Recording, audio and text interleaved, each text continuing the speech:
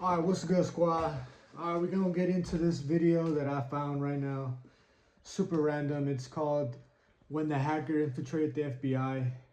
So let's get into it. Shocking years, feds worked with their most valuable informant, Albert Gonzalez, in the hope of catching the notorious hacker who stole more than 184 million credit cards. But later, what they found out, the hacker they were looking for was no other but the same informant. Damn. The infamous hacking legend, the Soupnazi.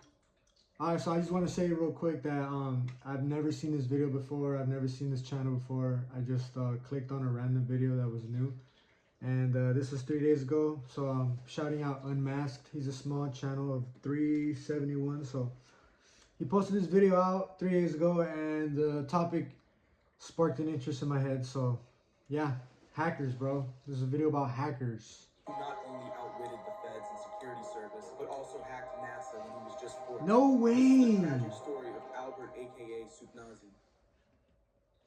Yo, like, one thing about hackers is that, like, no one's safe, bro. No one's safe at this time and age now. Like, in this generation, bro, hacking, everybody knows about hacking, or if you don't really know that much about it, you at least seen it or heard about it. Maybe it's happened to somebody you know, or maybe you just seen a video on the internet or whatever. But yeah, bro, it's really common now. Like, you can get hacked pretty much 8 times out of 10, bro. You can get hacked. It was 1995, and Gonzalez had just turned 14. However, this was 1995, bro. This was peak internet era, bro. Like mid to late 90s, bro. Very important day for him. Just as usual, every computer. Like, that means this guy was smart. You feel me? Because at 14 in the late 90s, bruh, come on. Nerd in town had gathered, and yeah, bro, you a nerd, bro. And ignored. Today, he could change all that and claim the respect he always deserved. However, for he has real, only 5 minutes to prove himself that he is better than any of them, because the task is by far a challenge. He has to hack the NASA website and change its logo to a. No matter what, the moment the clock timer starts, he has to make it work. That's insane, He has dog. 3 things to solve. First, verify the website's hackability, and then it comes to the most important thing: crack the username and password codes. Because if he gets it right, he is in. But as soon as he entered the code, the screen flashed and he say an error. For a moment, his heart stopped. Then he looked at the timer. He still had 2 minutes left. It got blocked because the website was designed to protect itself from predictable codes. So in an instant, don't hack it. No, don't do it. Albert sat smiling and shaking with adrenaline, fear, and thrill. He'd really done it. He cracked. That's another thing too, bro. Everybody's different. Everybody's different in the sense that, like, not everybody chooses their poison. Their you know, they pick their poison basically. Not everybody chooses a substance. You know, some people drink. Some people, you know, hit the pooks. Some people, you know, become serial. You know what I mean? And then others become weirdos, bro. There's just all kinds of. This dude's hairs and. There's basically there's a lot of different ways, like, you know, people fall into it. But to be a hacker, bro, like, honestly, being a hacker is just it's really psychological, because you gotta think about it. Like, bro, you're out here tapping into people's accounts, tapping into people's, you know, every day. Like, you can tap into a camera or whatever level of hacking you're in, bro. Like, it's a breach of privacy. So it's just a weird one, in my opinion. NASA in 5 minutes. It was that day when he knew he was special and he had talent. The next day, however, when Albert got home from school, there was a big black truck waiting outside his house. And it would be the FBI Suburban. had come to pay a visit to the NASA hacker. But to their surprise, No Albert was way. a 14-year-old gangly kid, which was a major Tú disappointment, también, as they had been expecting a relájate. hairy Russian spy. The agents let Albert off with a warning, which in retrospect was a mistake that even helped him gain more confidence. Now, he wasn't only respected, That's the problem. but all geared up to achieve even more. However, y'all heard that? He said a mistake that ended up. Wait, let me go back real quick. With a warning, which in retrospect was a mistake that even helped him gain more confidence. There you go, bro. So you got a warning, and he still continued to do it. Like, I'm telling you, bro, it's that rush that he's basically an adrenaline junkie. because he gets adrenaline off, like, you know, hacking and stuff. So now, he wasn't only respected, but also all geared up to achieve even more. However, in the next few years, his desire to be the special guy was fading off. He soon realized that he was wasting his talents while being in Miami. In the spring of 2000, he made a big decision to move to New York, to a city full of lights and opportunities. And here, he pitched himself to a cybersecurity company and got himself hired instantly. But living in this big city was expensive, and his cybersecurity gig didn't pay that much. And all of nowhere, he quickly found himself living paycheck to paycheck, something that Albert wasn't used to. Because while he was in Miami, whenever he needed money, he would just buy a stolen credit card from the hackers and use it for stuff like for real. And don't forget partying. Easy money, dog. Just to find rent money. Swipe or no swipey. Alright, bro, you're annoying. He opened his old laptop, signed into his old hacker forums, and started chatting with his old friends under the fake name of Soupnazi. While scrolling the hacker forums, Albert came across a site listed as a cashier site. It was called shadowcrew.com. This crew was in fact a hub for stolen credit card information. Criminals from all over the US were acting as sellers and making tons of money from people's hard-earned cash. But that's not all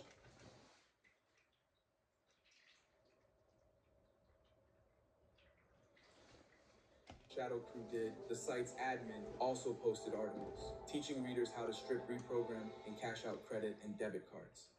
Credit cards have two main parts: the visible numbers and the magnetic. Then you got people watching this saying, "Get a job, bro. Get a job, bro." Fake cards and withdraw money from real accounts. Albert knew these basics, so he quickly got to work on reprogramming a single credit card. And after trying for many days, programming a credit card, bro. Now he was a living money. Are you insane? Whenever he needed cash, he just had to run some codes, buy some credit cards. Just run some codes. There it was. He had all the money he needed.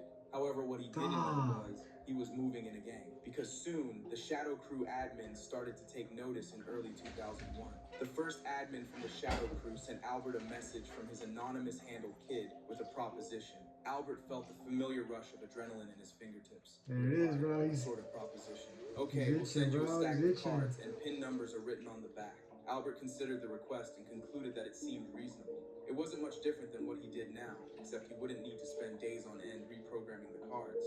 Kid gave Albert very specific directions for cashing the cards. He wanted him to make withdrawals at midnight. Apparently at midnight, the ATM cash withdrawal limit was inactive. This meant there was no limit on each transaction. And Albert could That's insane, dog.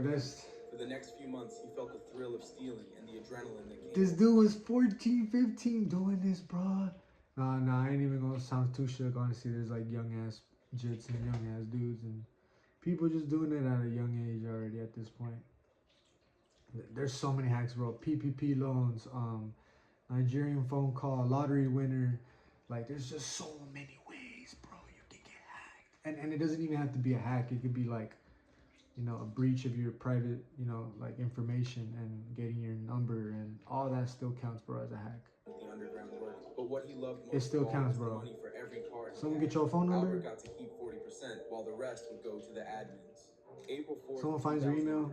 All of that came to a sudden halt. Someone anonymously calls you. Thousands of dollars from the ATM. That's a hack. And now he found himself handcuffed in the back of a police car. Catching him was a lottery. What they found was 20 different credit cards, each one with a different name on it. The life had changed drastically, and now for days he was left alone in the drunk tank for what felt like days, when someone finally came to retrieve. That's why you don't do it, bro. Don't hack, bro. I know it's tempting, bro. I ain't gonna lie. I've seen it many times, and it just makes me think like, it's just quick money, you know. But nah, bro. Quick money is not the move. It never is. And what he saw wasn't just the NYPD, it was the Secret Service. Albert analyzed the situation and decided to reveal anything and everything he knew. Secret Service quickly realized that Albert wasn't just a cashier. Cheetah, you really gotta stop, dude. You do this every time. They couldn't believe their luck. Like, you're literally with me every day. It was in reality a sound strategy played by Albert, and they were always playing by his rules. Watch the video Albert, with me, but stop hopping in and out. And he decided to play with it because Shadow Crew, coming from Arizona, founded by Mastermind Andrew Montalbano, now had become a centralized platform for more than 4,000 criminals who were stealing millions of dollars, and the feds were helpless against them. Oh my goodness. Even though the location of their server was traced. That's scary, bro. That's scary, bro. Look, I don't wish that upon nobody, bro. I'm stuck for the love, bro. But like, That's scary, bro. Protect yourself out here, especially on the web. With their IP address, but honestly, this would not have been of any use No because even if the way. feds had tried to catch the server, the news could easily be leaked, and it would have been impossible for them to catch all those members. Albert had already figured this out, so he offered to become a mole for the Secret Service and help them each and every one of them. Mole. Soupnazi or On Albert the had low. given them a perfect way to do it. So he changed his name to Kumbajani and got into the Shadow Crew and started building trust with its core administration. Once he was in, he would silently act as a mole, building trust with its core administration.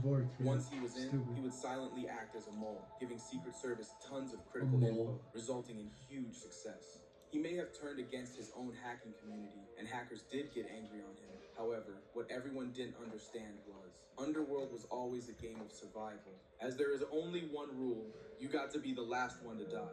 But when Albert got exposed in the hacker community, they all turned against him. So, to save such an asset, the Secret Service offered him a job. And then, for the next 7 years, while working with the team, The Secret Service offered him a job. That's how you know you're good. I'm telling you, bro. If you're that good, you can hack into someone's account or just do some mischievous stuff. You know what I mean? Like, bro. And then you get offered a job by the Secret Service. Hell no, agents traced down more than 28 people across 8 states and 6 countries. He's dangerous. Arrested. Oh yeah. While the life was stable, he knew this was never his dream. He was Bro, doing it's good digitally work, playing dangerous. at the right side of the game. However, he felt there was something wrong with this life. It didn't let him sleep in peace. The truth is, he was addicted to the thrill, an adrenaline rush which he received from doing crimes. So while playing by the Fed's rules, he kept feeding the other side of his personality as well. In 2006, things changed quickly for Albert, especially before Christmas, when Special Agent Michael, the co-partner of Gonzalez's team, got a call from his old task force director, Kim Peretti, who is now working as a current cybercrime prosecutor. Alright, bro, that shit hurts. That hurts. Hey, so I just got off a crazy phone call from one of those lawyers from Card System Solutions. Yeah? So they told me some corporate system, the TJX system, data got breached through an unauthorized access. And believe it or not, the damage caused is from 45.6 million credit cards, summing up to $206 million. No, bro. Ouch. And the amusing part is all of the I hate to be round pockets. Seems like whoever did this knew what he was doing. And why are you telling me this? You're with that nerd kid, right? Yes, I am. And since you have him on that crazy train of yours, I'm sending in the files and access to everything you need. Make us proud. The very next day, Michael and Gonzalez hopped on and started their investigation, only to find out that no matter what they would have done, it was too sophisticated to decode, and they failed no matter how many times they tried. This phase got even worse. When 2007 arrived, it brought even more shame to the department. Attorneys for another big company, Dave and Buster's, called Secret Service and informed them that there was another disturbing hack, which was even more the Dave Buster's was time. No, not the Dave's Busters, bro. Cybercrimes like TJX and Citibank, because now they hacked into the point of sale. They tapped into the Dave Busters. No one saved. With this information, when the cyber team, Michael and Gonzalez together started their investigation, they found that the hackers hadn't left even a single trace. From renting foreign servers with encrypted IP address to using anonymous accounts, they were lost into the thin air. Nothing. However, when this report was sent back to Kim Peretti, the Justice Department's chief prosecutor of cybercrime in Washington, a case file made its way to her desk. And when she read the flimsy one-page file, she almost laughed out loud at her discovery, because it made the whole department look ugly and stupid. On this sheet of paper, it was the evidence that behind recent hacking instances which had made them work all day and night, the criminal hacker was no other but Soupnazi. All this time, he was toying with police and doing the dirty work in the shadows. This is September 7th, 2008, National Room 1508, and Albert Gonzalez wakes up to the ringing bell. But after the last night party, he is too wasted to move. His head was pounding, his throat was dry, and every muscle in his body ached. It was the after effect of his wild weekend in Miami. In moments, feds knocked down the door. Damn, they got him. Who cheated FBI and Secret Service for years was detained. When presented in court, Albert had to plead guilty because he knew the evidence were too strong to be refuted. The court sentences him for 20 years in prison. Damn. Dan Clements, president of Card Cop, said, and I quote, "He's here on U.S. soil. That was his big flaw. If he were anywhere else, he's not going to jail." And this is true because the way he designed his campaigns and the way he hacked the vulnerabilities of the most secured system, he was no For less than a real, genius. bro. Even That's though one thing. now, Like, many if this guy would have been in like Romania, Russia, like I ain't even gonna lie, even Mexico to an extent. Like, you know, there's certain places where like if you're at, they can't expedite you just yet. But yeah, bro, he was in U.S. soil, so he was. Nah, bro, you're going in. Many years later, he Cap, seeks a bro. guilty plea withdrawal, accusing the police be the ones Cap. that made him accept all those crimes. But there is no way he is coming out of prison this easy. Even today, people are curious about what he'll do when he gets out. What do you think? Will the king try to Nah, reclaim his bro. throne? I think he's gonna go back to the hacking because I'm telling you, he has an adrenaline for it. It's an addiction too, bro. At the end of the day, it's an addiction. Everybody, I'm telling you, like the majority of the population, they got some kind of. If it's not an addiction, it's something that they, you know, do on a daily basis, and they probably have a hard time stopping. But if you know where I'm coming from, you know where I'm coming from. So, I think he needs to like put the phone down and the computer down. You feel me? So he can like do his due diligence, but for good at least, so he can stay out of the FBI and all the law and stuff. So, all right, y'all. That's it for today's video. I'm gonna catch you on the next one.